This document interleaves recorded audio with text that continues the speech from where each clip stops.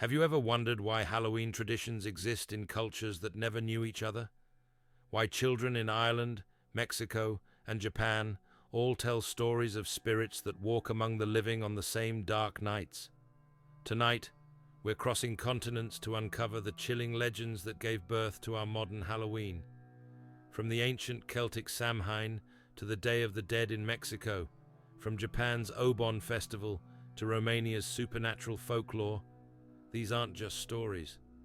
They're the primal fears that connect all humanity, passed down through generations who understood that some nights the veil between worlds grows dangerously thin.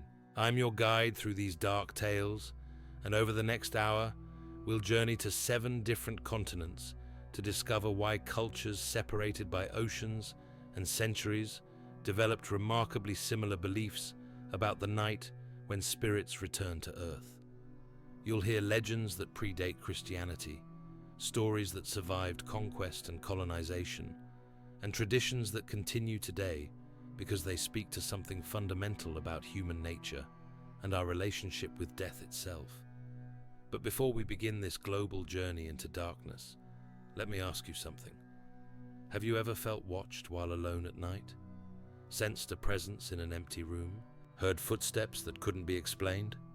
Tonight, you'll discover that every culture on Earth has names for what you felt, stories to explain what you heard, and warnings about what happens when we ignore the signs that we're not alone. Welcome to Halloween Legends Across Continents, where we'll explore how humanity's oldest fears became our most beloved traditions. Chapter 1: The Celtic Origins, Samhain, and the Birth of Halloween. Our journey begins in the mist-shrouded hills of ancient Ireland, where over 2,000 years ago, the Celtic people developed a festival so powerful, so deeply rooted in primal fear and spiritual understanding, that it would eventually spread across the entire world and become our modern Halloween. Picture the Irish countryside in 500 BC. No electric lights pierce the gathering darkness. No modern comforts shield families from the approaching winter.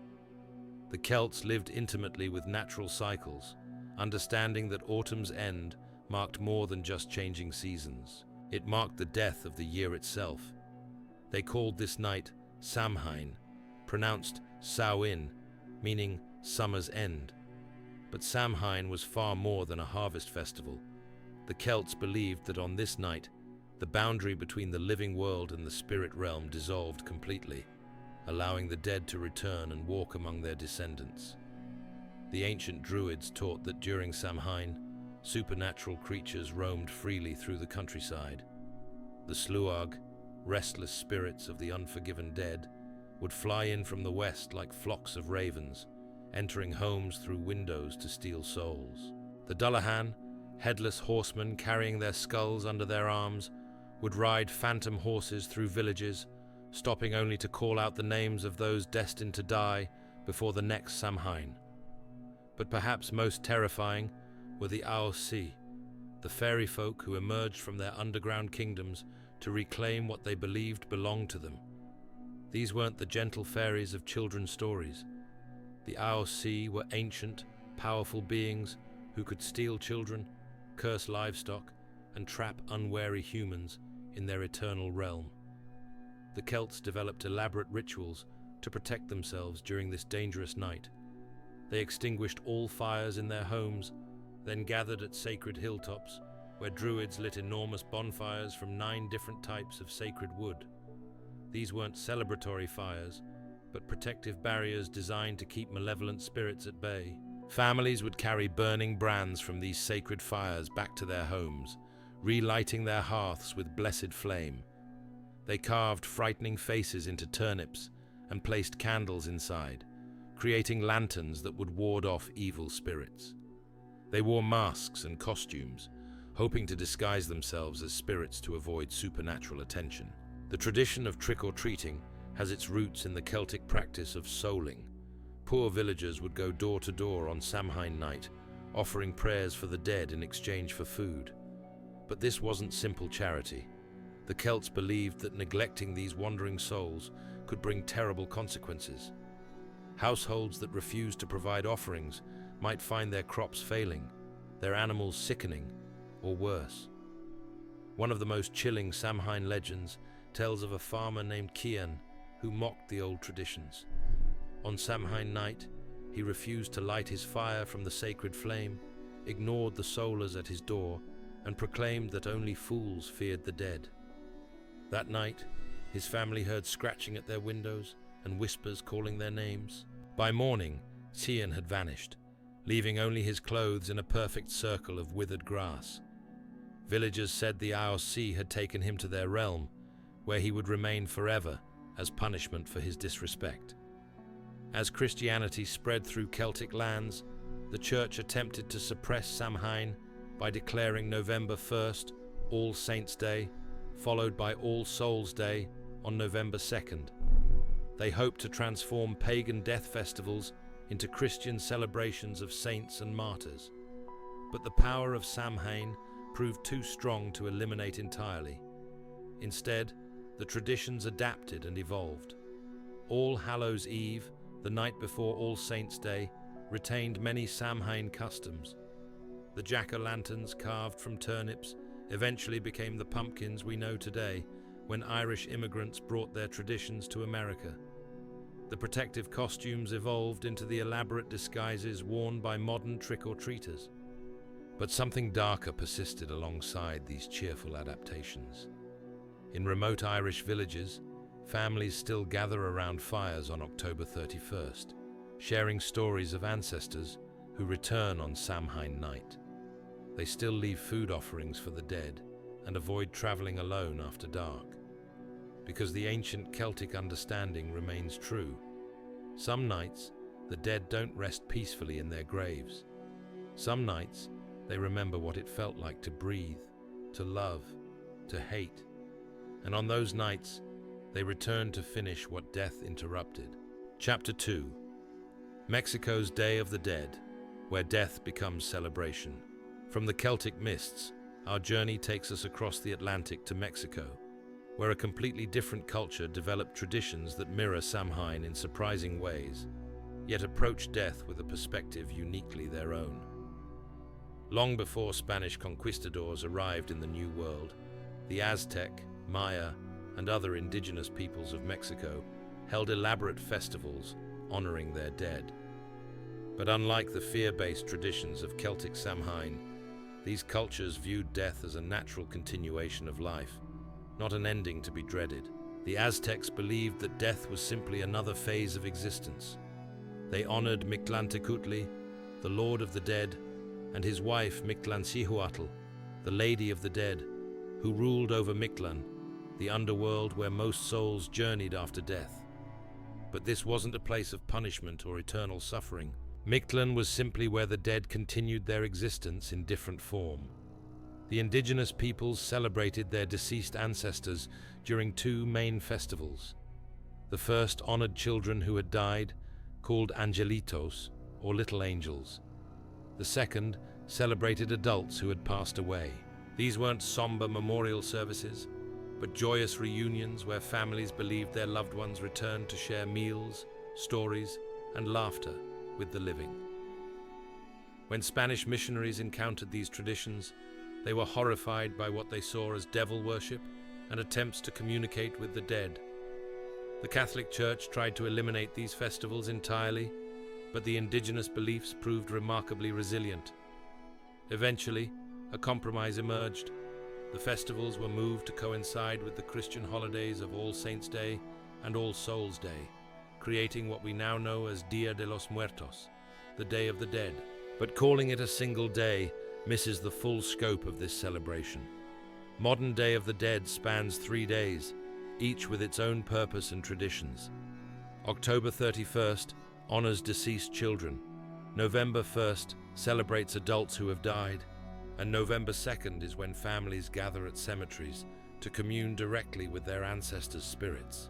The transformation of indigenous death festivals into Day of the Dead created something unique in world culture, a celebration that acknowledges death's reality while refusing to be dominated by fear.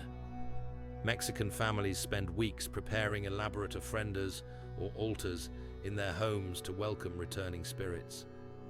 These aren't somber memorials, but vibrant displays designed to attract and delight the dead. Each ofrenda tells the story of lives lived and remembered. Families place photographs of deceased relatives alongside their favorite foods, drinks, and possessions. Marigolds, called cempasúchil, carpet the altars with brilliant orange petals that are believed to guide spirits home with their intense fragrance. Sugar skulls decorated with colorful icing bear the names of the dead, transforming death's ultimate symbol into works of art. The most striking element of Day of the Dead is how it transforms society's relationship with mortality itself. Children grow up creating art projects featuring skeletons and learning poems about death that would horrify parents in other cultures.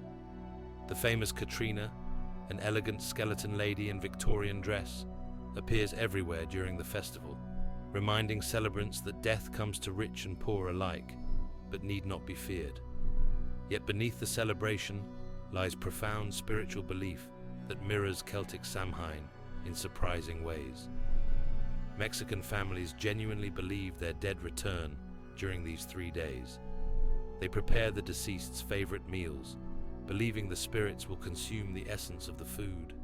They leave trails of marigold petals from the street to the ofrenda, creating pathways for confused souls to find their way home. In many Mexican communities, families spend the entire night of November 1st in cemeteries, cleaning graves, sharing stories, and maintaining vigils beside their ancestors' resting places. They bring musicians, food, and sometimes even alcohol, creating what outsiders might see as parties among the tombstones. But these aren't irreverent celebrations. They're expressions of ongoing relationships with family members whose deaths haven't severed the bonds of love. The legend of La Llorona illustrates the darker side of Mexican death traditions. This weeping woman, who drowned her own children in a fit of jealous rage, is condemned to wander waterways for eternity, searching for her lost babies. During Day of the Dead, when the veil between worlds grows thin, her cries become more frequent, her appearances more vivid. Children are warned to stay away from rivers and lakes, lest La Llorona mistake them for her own children and drag them into the depths.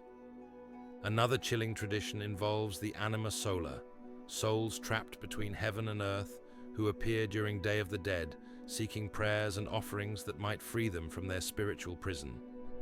These aren't ancestors returning for joyful reunions, but desperate spirits whose unfinished business or unrepentant sins keep them wandering in darkness. Modern Day of the Dead celebrations have spread far beyond Mexico's borders, adopted by communities worldwide who are drawn to its colorful, life-affirming approach to mortality.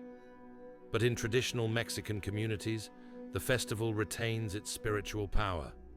Families still report sensing the presence of deceased relatives during the 3-day celebration. They still find evidence of spiritual visitation, food that appears partially consumed, photographs moved overnight, or the lingering scent of a grandmother's perfume in rooms where her picture stands surrounded by marigolds. The genius of Day of the Dead lies in its recognition that death is not the opposite of life, but part of life's continuation.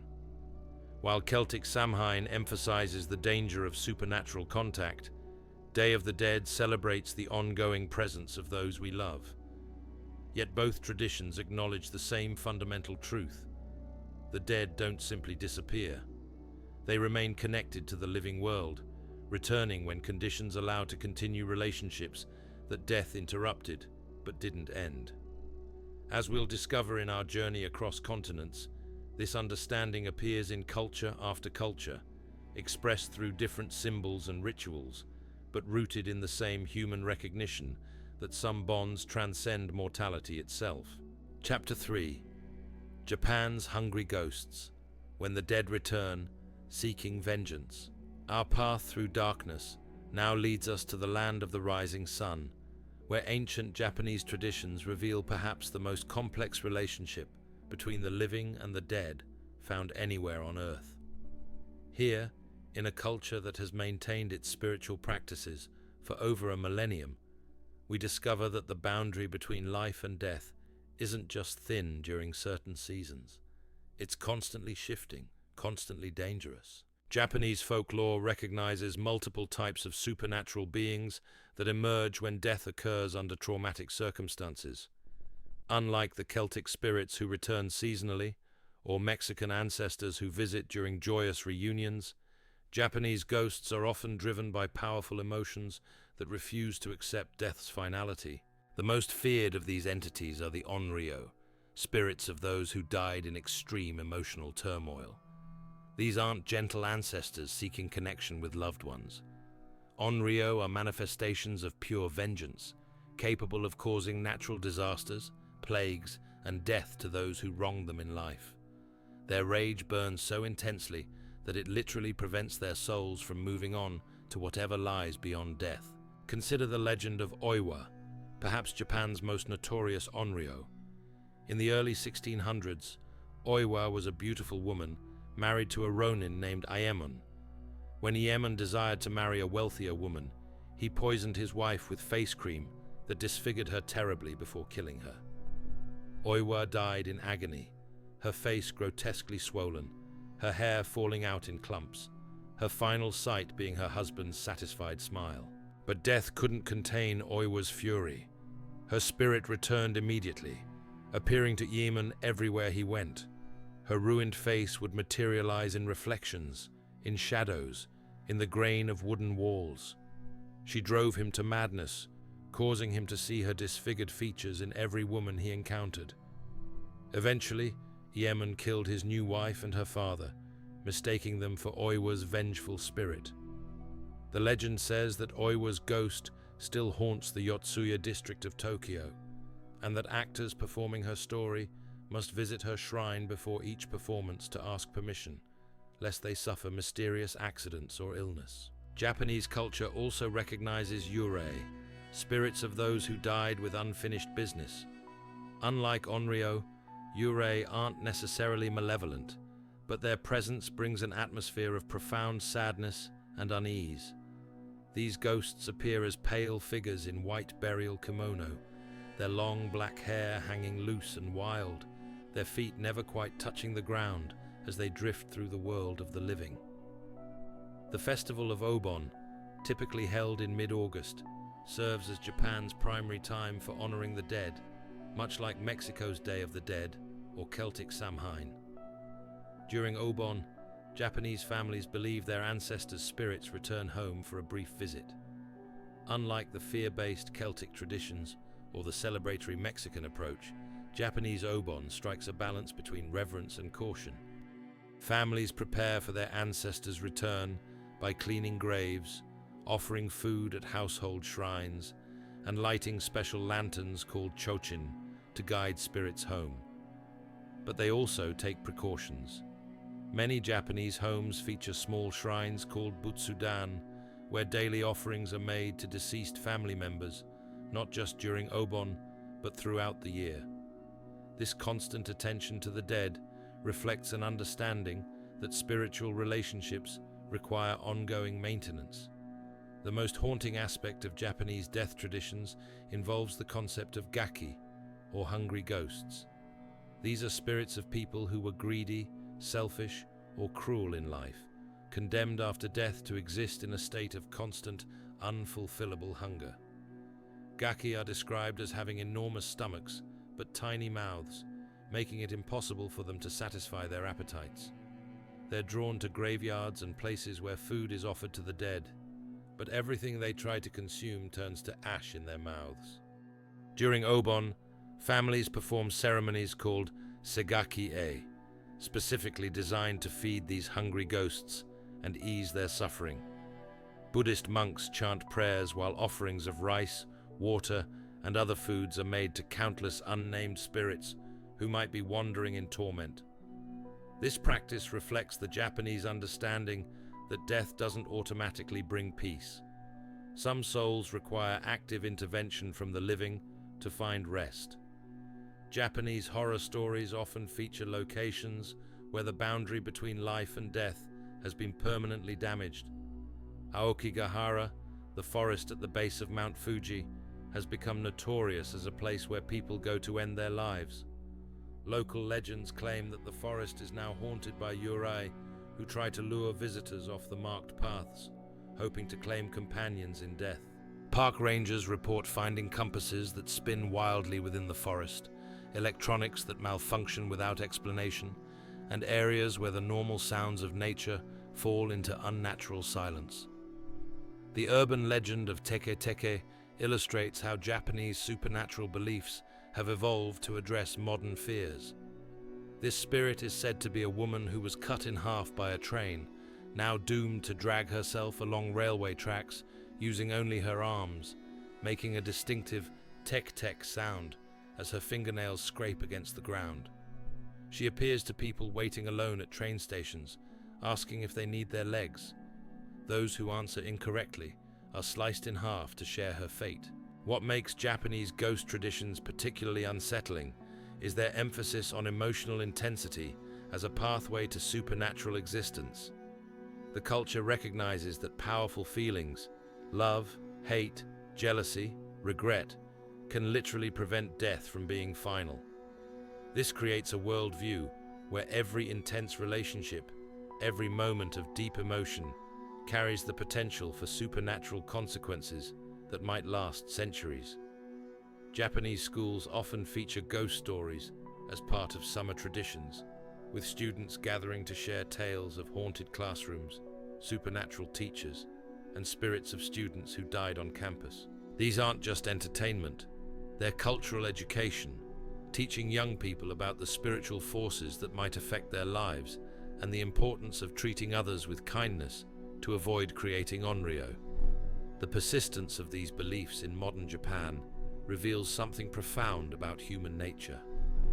Even in one of the world's most technologically advanced societies, people continue to report encounters with spirits, to maintain shrines for their ancestors, and to approach certain locations with caution because of their supernatural reputations. As we leave Japan and continue our global journey, we carry with us the understanding that death's impact on the living varies dramatically between cultures.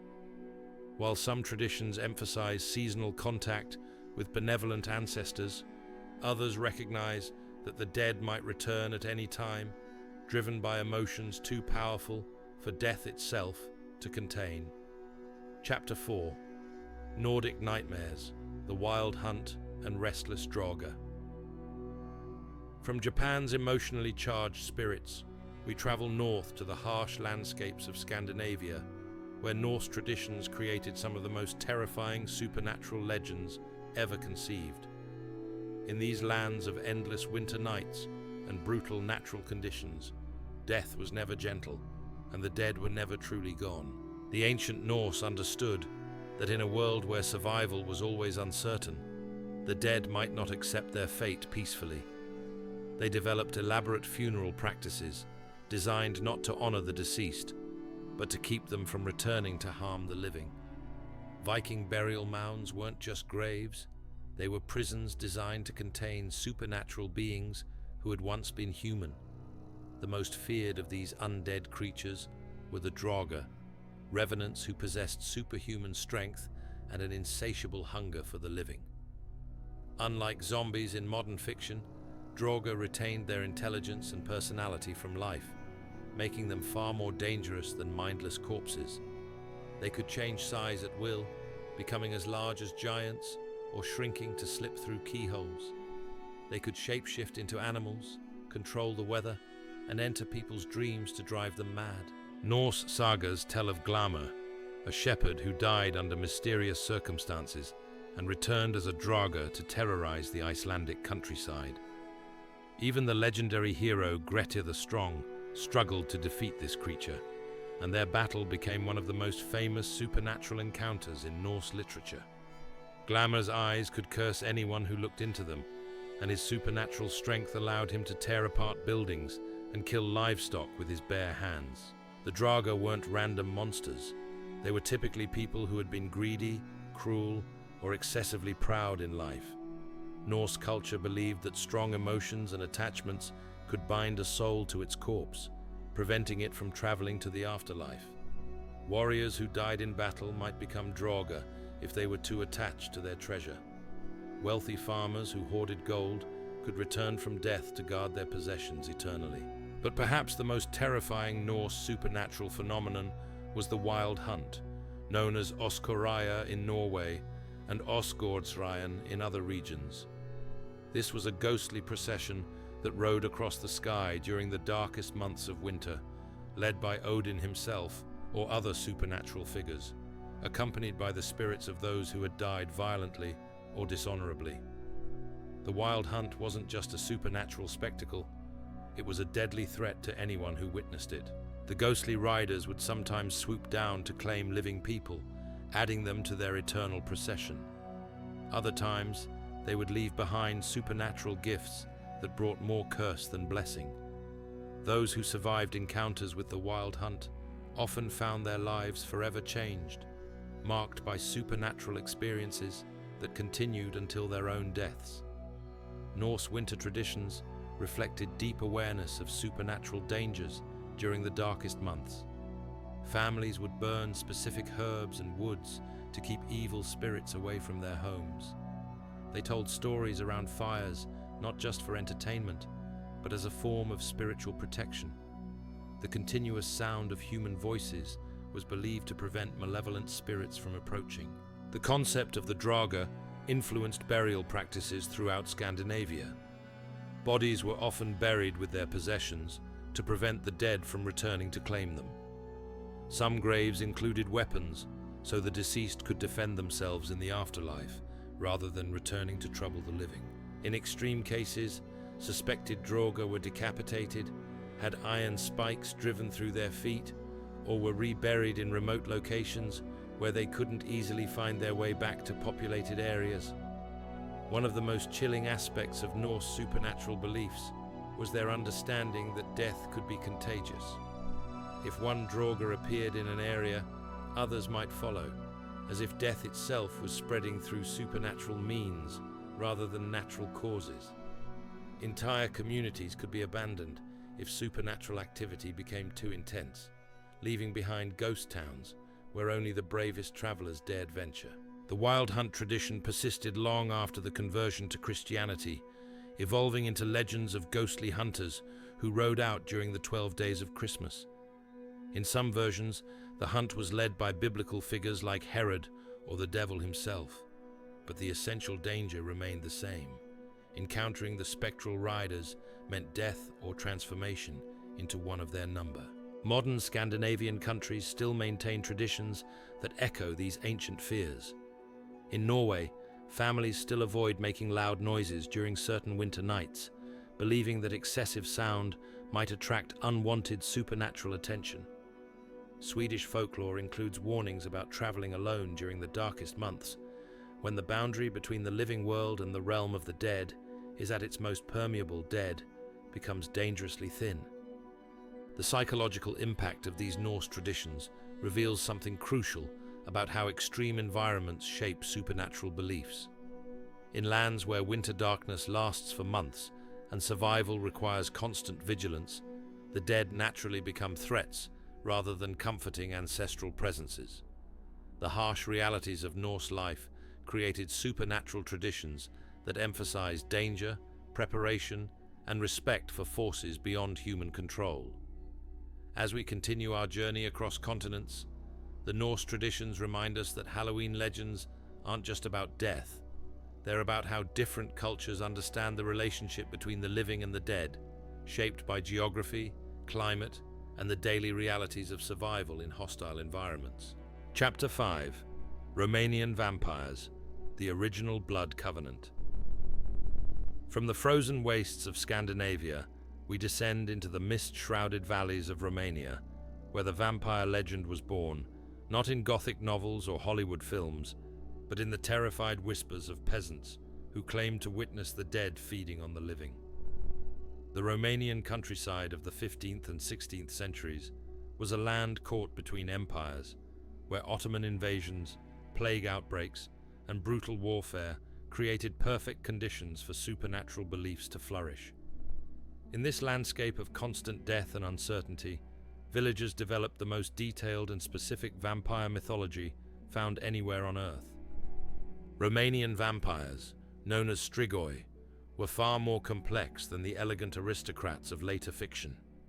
These creatures emerged from specific circumstances of death and burial, following rules that governed their creation, behavior, and destruction. A person might become a strigoi if they died violently, committed suicide, were excommunicated from the church, or were born with certain physical abnormalities, like a caul over their face or extra nipples. But what made Romanian vampire beliefs unique was their emphasis on the vampire's relationship with their own family and community. Strigoi typically returned to torment those they had known in life, beginning with their closest relatives. They would visit their former homes at night, knocking on doors and calling the names of family members. Those who responded to these calls would fall ill within days, wasting away as the vampire fed on their life force. The village of Medvedja became infamous throughout Europe in 1732, when Austrian officials documented what they claimed was a genuine vampire outbreak. Arnold Paule, a former soldier, had died after falling from a hay wagon. Several weeks later, people in the village began reporting that Paule was visiting them at night. 4 people died mysteriously, all claiming before their deaths that Paule had appeared to them in dreams or visions. When Austrian investigators exhumed Paule's body, they reported finding it in a state of supernatural preservation.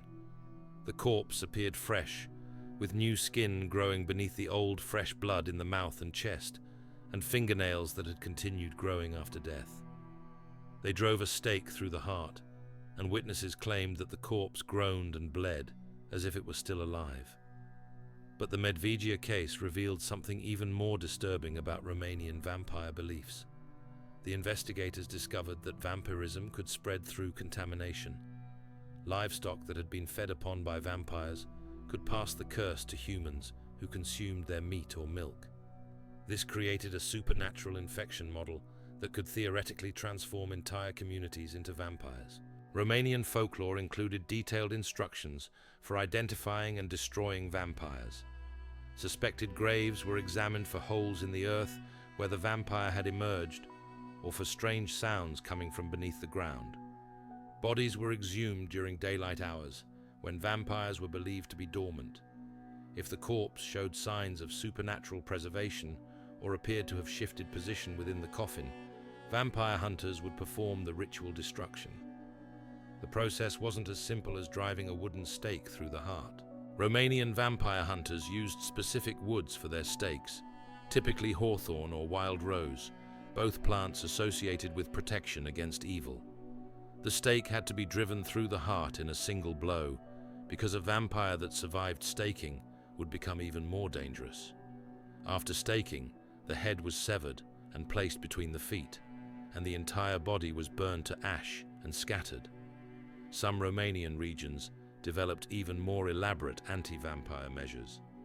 In certain areas, suspected vampires were beheaded, their mouths filled with garlic, and their bodies buried face down, so that if they tried to claw their way out of the grave, they would dig deeper instead of reaching the surface. Iron nails were driven through the skull, heart, and joints to pin the corpse in place. The psychological terror of Romanian vampire beliefs extended beyond individual deaths to threaten entire family lines.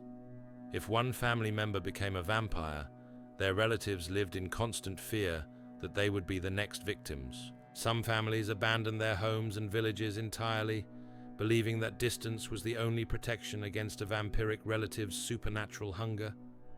Romanian vampire legends also included living vampires, called strigoi zi, people who possessed vampiric abilities while still alive.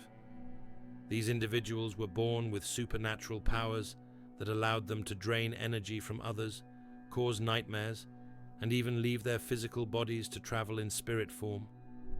They were often identified by their pale skin, unusual strength, and ability to see supernatural entities invisible to normal humans.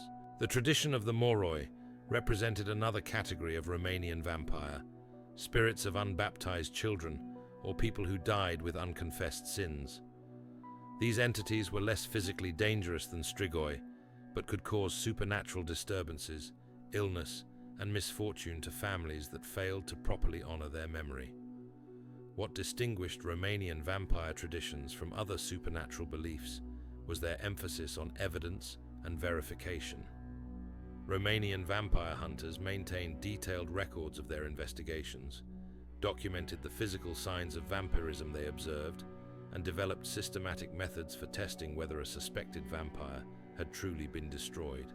The famous case of Mercy Brown in Rhode Island during the 1890s showed how Romanian vampire beliefs had traveled to America with immigrant communities. When tuberculosis swept through the Brown family, killing several members, the surviving relatives became convinced that one of the deceased was feeding on the living family members from beyond the grave. They exhumed Mercy Brown's body and found it in a state of preservation they interpreted as evidence of vampirism. Modern forensic science can explain many of the phenomena that Romanian villagers attributed to vampires.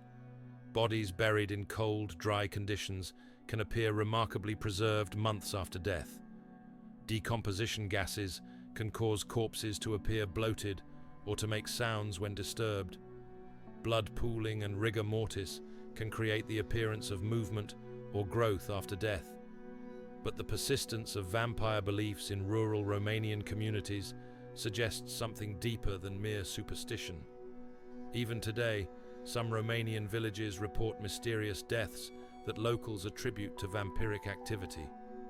In 2004, the family of Toma Petre in the village of Marotinul de Sus exhumed his body and performed traditional anti-vampire rituals, believing he was returning from the dead to harm his relatives. The Romanian vampire tradition reveals how supernatural beliefs can provide explanatory frameworks for phenomena that scientific understanding cannot easily address. In communities where sudden deaths, wasting diseases, and psychological disturbances occurred without obvious medical causes, vampire legends offered both explanation and solution. As our journey continues across continents, the Romanian vampire reminds us that Halloween traditions often emerge from genuine human attempts to understand and control forces that seem to operate beyond natural law. These weren't mere stories told for entertainment, but survival strategies developed by communities facing threats they couldn't otherwise explain or combat. Chapter 6: African Ancestral Spirits, When the Dead Demand Justice. Our exploration of Halloween legends now takes us to the vast continent of Africa, where thousands of distinct cultures developed sophisticated traditions around death, spirits, and the ongoing presence of ancestors in the lives of the living. Here we discover that the relationship between life and death isn't seasonal or occasional. It's constant, immediate, and absolutely essential to community survival. African spiritual traditions recognize that death doesn't end a person's involvement in their community. Instead, it transforms their role from active participant to spiritual guardian, advisor, and sometimes judge. These ancestral spirits maintain intense interest in the behavior of their descendants, intervening in daily life to reward virtue, punish wrongdoing, and ensure that traditional values are maintained. In the Yoruba tradition of West Africa, the dead become egungun, ancestral spirits who return to earth through elaborate masquerade ceremonies. But these aren't simple commemorations. They're genuine spiritual possessions, where the masks and costumes become vehicles for deceased family members to literally inhabit the physical world once again. During Egungun festivals, trained dancers don intricate costumes that completely conceal their human identity. As the ceremony reaches its climax, witnesses report that the dancers' movements, voice, and mannerisms change completely, becoming those of specific deceased individuals. Family members can recognize deceased relatives through gestures, speech patterns, and personal knowledge that possibly possessed through masked dancer couldn't normal means. The Egungun don't return merely to visit. They come back to settle disputes, offer guidance, and ensure that family obligations are being met. These ancestral spirits can become violently angry if they discover that their descendants have abandoned traditional practices, mistreated family members, or failed to honor the dead properly. One of the most powerful aspects of African ancestral traditions is the concept of spiritual justice that transcends death. Among the Shona people of Zimbabwe, the spirit of someone who died unjustly can return as Ngozi, seeking vengeance against those responsible for their death or suffering. These avenging spirits don't simply haunt, they systematically destroy the lives of their targets and their families until justice is achieved. The legend of Nahanda, a spirit medium who was executed by British colonial forces in 1898, illustrates how Ngozi spirits can influence entire nations. Nahanda's spirit was believed to have returned to inspire the guerrilla fighters who eventually liberated Zimbabwe from white minority rule. Her spiritual presence was so strongly felt that liberation war commanders regularly consulted her spirit before major battles. African traditions recognize multiple categories of spirits, each with different powers and purposes. Among the Zulu people of South Africa, Amadlozi are benevolent ancestral spirits who offer protection and guidance. But the same culture fears Izithunzi, shadow spirits of those who died violently or dishonorably, who can cause madness, illness, and death to anyone they encounter. The concept of spiritual pollution plays a crucial role in many African death traditions. The Akan people of Ghana believe that improper burial practices or failure to perform necessary rituals can create spiritual contamination that spreads through entire communities. This contamination, called amane, can cause crop failures, epidemic diseases, and social chaos until the spiritual imbalance is corrected through appropriate ceremonies. African spiritual traditions also recognize the existence of malevolent entities that were never human. Among the Bantu peoples, the Tokoloshe is a dwarf-like creature that can be sent by witches to torment their enemies. This entity specializes in attacking people while they sleep, causing nightmares, illness, and psychological disturbance. Protection against the Tokoloshi requires specific rituals and the assistance of traditional healers who understand how to combat supernatural threats. The Sangoma tradition of Southern Africa represents one of the world's most sophisticated systems for communicating with the dead. These spiritual practitioners undergo years of training to develop the ability to channel ancestral spirits, diagnose supernatural causes of illness, and perform healing rituals that address both physical and spiritual ailments. Sangomas don't simply claim to speak with the dead, they demonstrate knowledge and abilities that their communities accept as genuine evidence of spiritual contact. They can identify hidden objects, reveal family secrets known only to deceased relatives, and prescribe treatments for illnesses that conventional medicine cannot address effectively. The initiation process for becoming a Sangoma involves what practitioners call spiritual illness, a condition where the individual begins experiencing vivid dreams, hearing voices of deceased ancestors, and displaying knowledge they couldn't have acquired through normal means. This spiritual calling is often accompanied by physical and psychological symptoms that only resolve when the person accepts their role as an intermediary between the living and the dead. African spiritual traditions recognize that contact with the dead carries significant risks.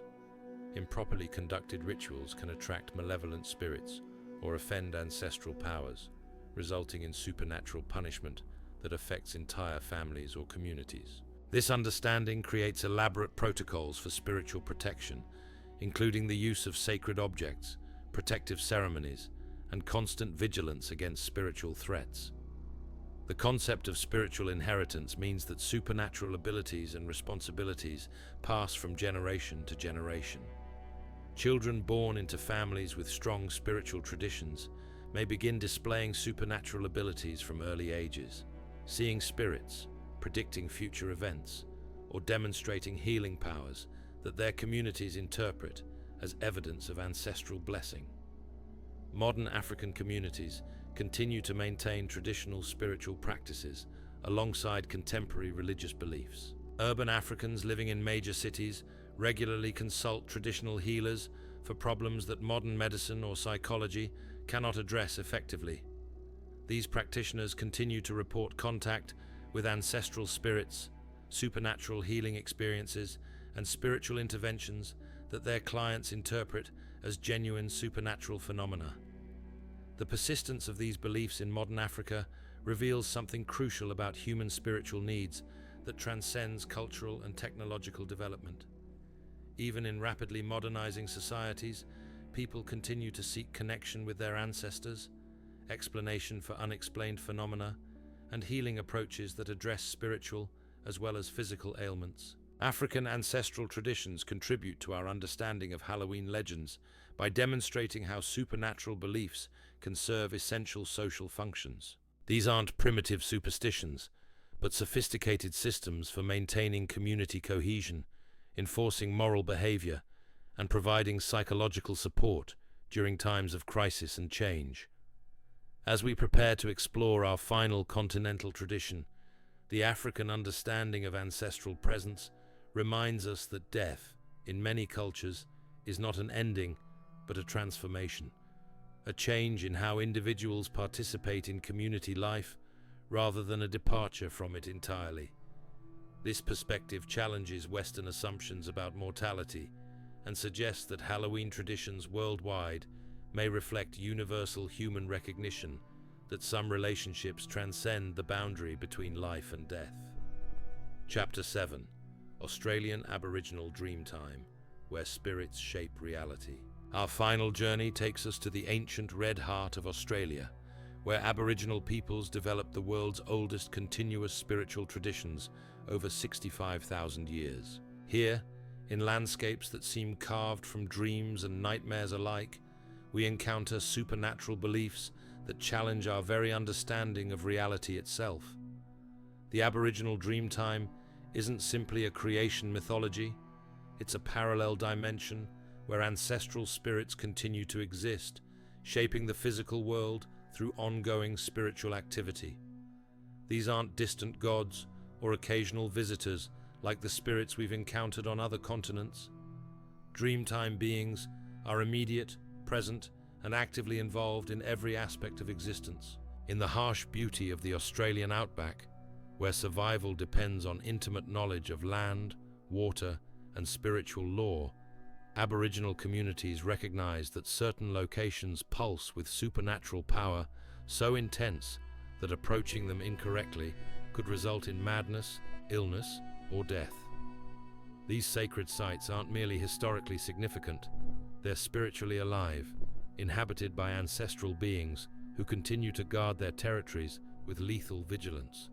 The Kadaicha men of Central Australia served as spiritual enforcers, tasked with hunting down those who violated sacred law.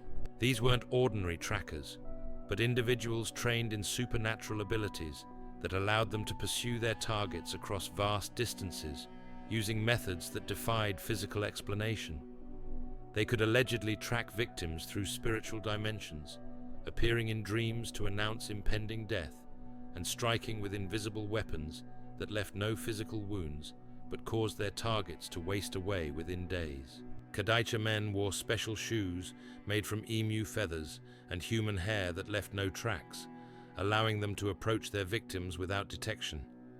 But their true power came from their ability to sing people to death, using sacred songs and rituals to sever the spiritual connections that kept souls bound to physical bodies.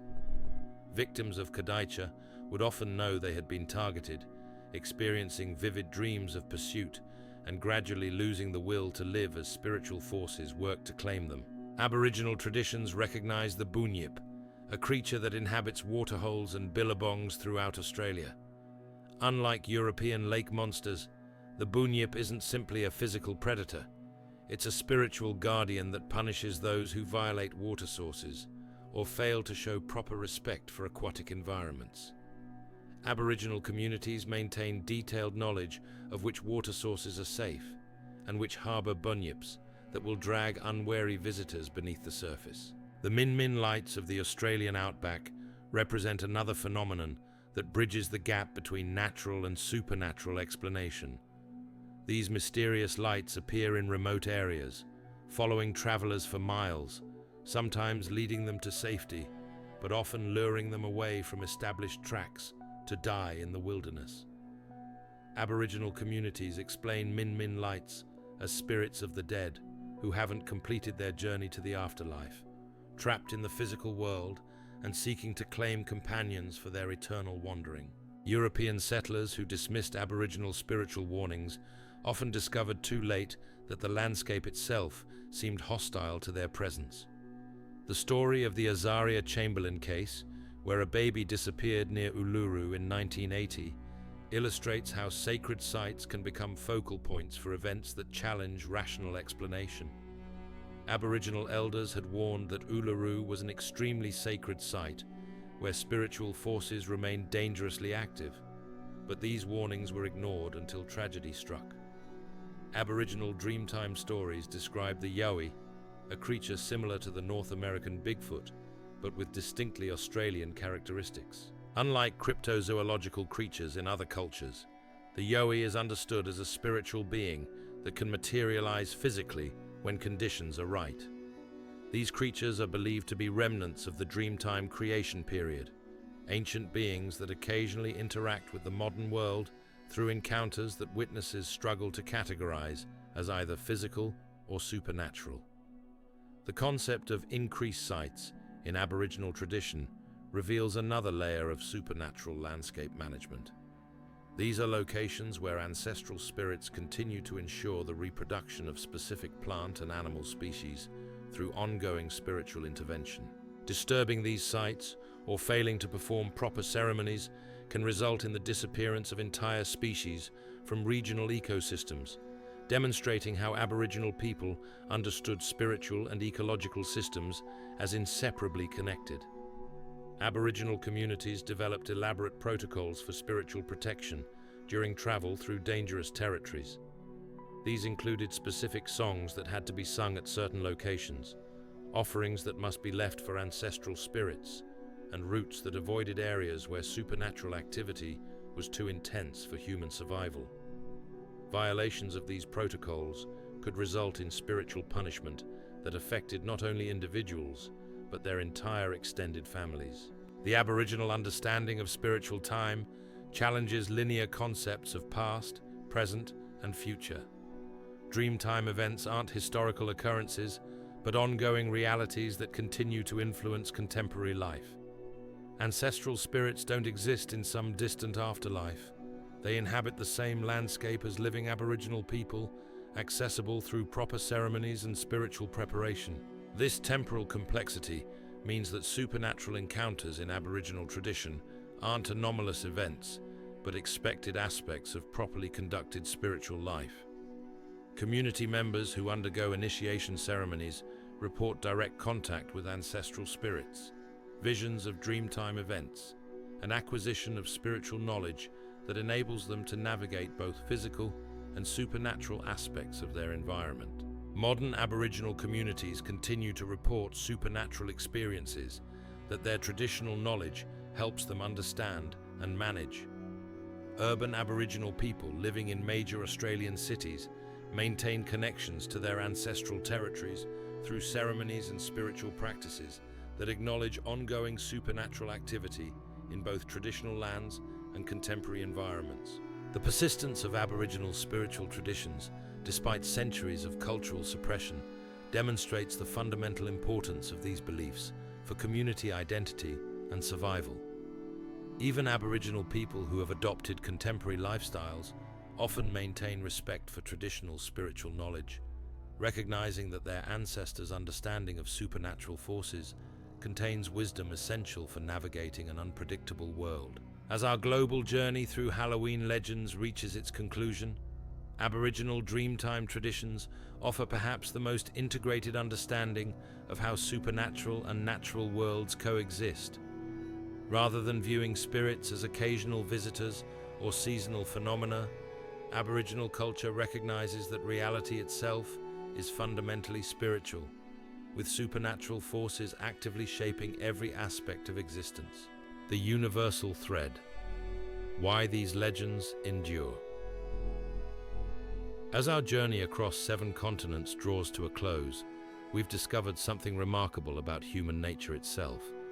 Despite vast differences in geography, climate, and culture, peoples separated by oceans and centuries developed strikingly similar beliefs about death, spirits, and the supernatural forces that govern our world. From Celtic druids lighting protective bonfires to Mexican families preparing ofrendas for returning ancestors, from Japanese monks feeding hungry ghosts to African sangomas channeling ancestral wisdom, we've witnessed humanity's universal recognition that death is not an ending, but a transformation. These traditions persist not because our ancestors were more superstitious than we are, but because they encode fundamental truths about human experience that transcend technological advancement. The common elements we've discovered, spirits returning at specific times, the need for protective rituals, the understanding that powerful emotions can transcend death itself, suggest that Halloween legends emerge from psychological and spiritual realities that remain constant across all human cultures. Whether we call them ghosts, ancestors, yokai, or dreamtime spirits, every society on Earth has developed traditions for acknowledging and managing supernatural forces that seem to operate beyond ordinary understanding. These legends endure because they serve essential psychological functions that modern life often overlooks. They provide frameworks for processing grief, methods for maintaining connections with deceased loved ones, and explanations for phenomena that rational analysis cannot easily address.